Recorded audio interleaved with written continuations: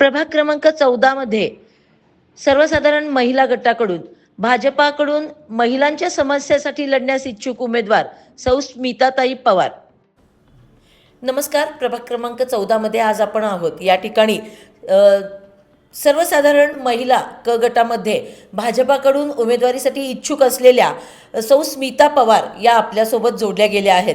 स्मिता पवार यांच्याकडून आपण जाणून घेऊयात की त्यांचं या प्रभागातील विकास कामाचं विजन काय आहे। नमस्ते। नमस्कार, मी प्रथमतः स्टार प्रहाचे अभिनंदन करते की मला तुम्ही बोलायची एक संधी दिली आणि माझं जे म्हणणं आहे आमचे ज्येष्ठ आमदार किंवा खासदार आमचे जे नेते असतील कोट कमिटीचे यांच्यापर्यंत माझं म्हणणं पोचवावं ही माझी इच्छा आहे। मी प्रभाग 14मधून सर्वसाधारण महिला क गटातून उमेदवारी मागितलेली आहे।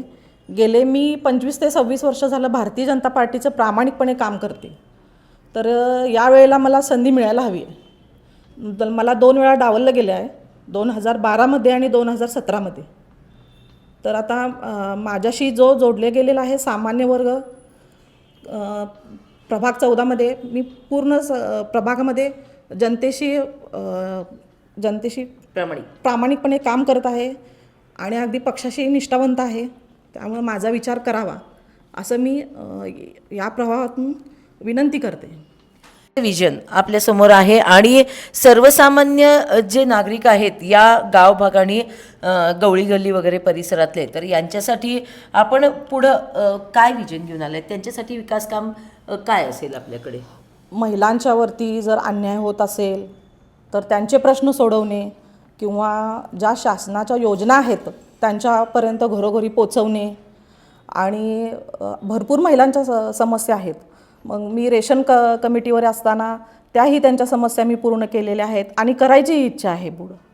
तर मी माझं काम प्रामाणिकपणे करेन एवढंच मी बोलते।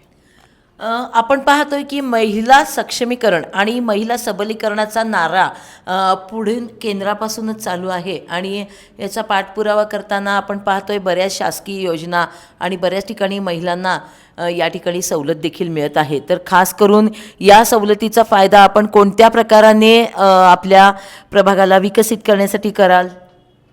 महिलांना आता 33% आरक्षण हे आहेच, तर माझं म्हणणं असं आहे की कुठेही आज मी म्हणजे मला असं हे नगरसेवकाचं पद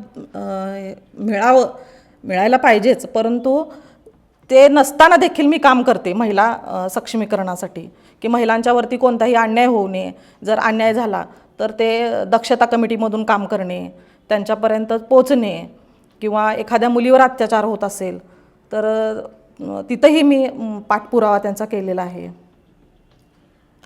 छोटी मुलं हे पुढचं आपल्या देशाचं भवितव्य घडवतात, तर या मुलांच्यासाठी आपला हा जो भाग आहे तो पूर्णपणे गावठाण एरिया आहे। इथं जागेची खूप कमतरता आहे, पहिल्यापासूनच आहे, परंतु त्यातून सुद्धा छोट्या मुलांसाठी आपण नवीन काही उपक्रम आणाल असं काही आहे का? किंवा ज्येष्ठ नागरिक आणि छोटे मुलं यांच्यासाठीचं आपलं विकासासाठीचं काय पाऊल असेल?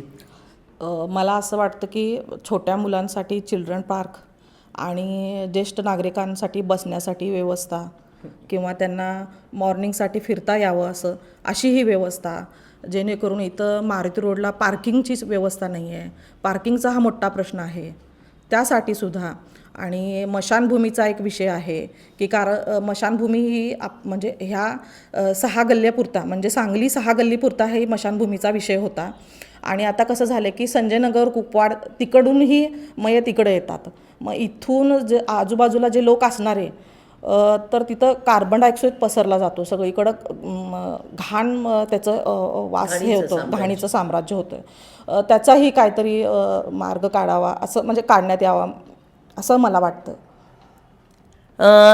आपल्यासोबत आत्ता होत्या स्मिता पवार, यांचं एक विकासाच्या दृष्टीनेचं जे विजन आहे, पक्षासोबत राहून बरेच वर्ष त्यांनी काम केले, पण पक्षानं त्यांना संधी डावलली आहे अशी एक कुठेतरी त्यांच्या मनात खंत आहे. तर नक्कीच ते सांगली प्रहारच्या माध्यमातून पक्षापर्यंत ती त्यांची खंत पोहोचवण्याचा प्रयत्न करतायत आणि इथून पुढं याच पद्धतीनं विकासकाम करण्याचा देखील त्यांचं ध्येय आहे. सर्वसामान्यांसाठी लढायची त्यांची तयारी आहे. तर सांगली प्रहार टीमकडून त्यांच्या भावी वाटचालीस खूप खूप शुभेच्छा. मी कॅमेरामन विनायकसह सांगली प्रहारसाठी नीता पाटील. सांगली प्रहार न्यूजकरिता मुख्य संपादिका नीता पाटील.